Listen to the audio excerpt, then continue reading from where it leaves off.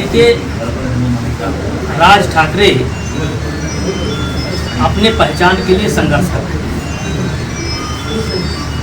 भाषा जोड़ने का काम करती है, तोड़ने का काम नहीं करती। भाषा एक तरीके से पुल का काम करती है, लोगों को जोड़ने का काम करती है, ये तोड़ने का काम नहीं करती। मैं अपने देवीपाटन मंडल की मीडिया के माध्यम से राज ठाकरे को बताना चाहता हूँ कि महाराष्ट्र का और उत्तर प्रदेश का या उत्तर भारतीयों का जो संबंध है वो आपके इस हरकत से टूटने वाला नहीं है। आपको पढ़ना चाहिए, आप शायद पढ़ते लिखते नहीं। छत्रपति शिवाजी महाराज को जब औरंगजेब ने बंदी बनाया था तो उनको कैद से छुड़ाने का काम आगरा के हमारे व्यापारियों ने किया था, यानी कि खड़ा बनाने वालों ने किया था।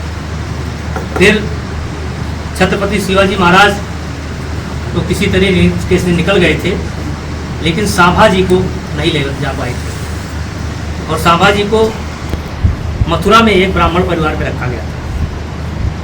और यहाँ तक कि विरोधियों को शक न हो, संभाजी के जीते रहते छत्रपति शिवाजी महाराज ने उनका तिरही संस्कार भी कर दिया था, विरोधियों को भ्रम में डालने का।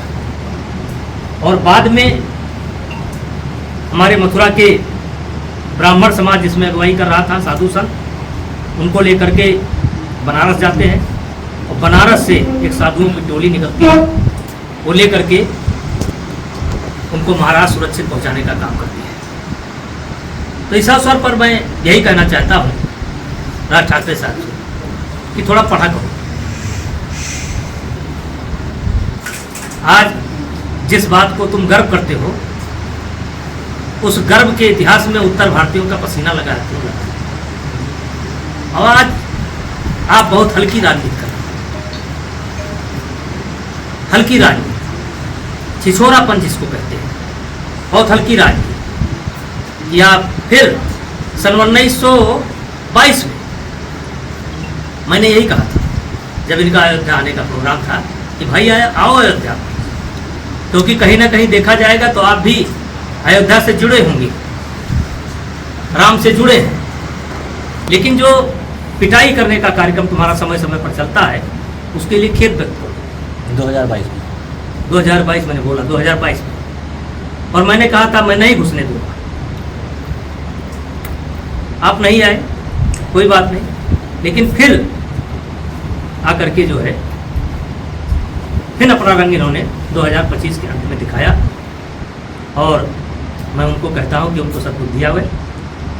उत्तर भारतीयों में बड़ा रोष है, और अगर कोई भला आदमी आह्वान कर देगा तो राज ठाकरे साहब आप झेल नहीं पाओगे। उत्तर भारत के नौजवान इतने आक्रोश में हैं कि अगर किसी ने आह्वान कर दिया कि चलो आओ चले राज ठाकरे से भेंट करें, तो झेल नहीं पाओगे। इसलिए मैं बड़ी जिम्मेदारी के साथ बयान देता हूं कि राजनीति करो, लेकिन भाषा को, पंथ को, जात को, मजाक को आधार बना करके राजनीति मत करो।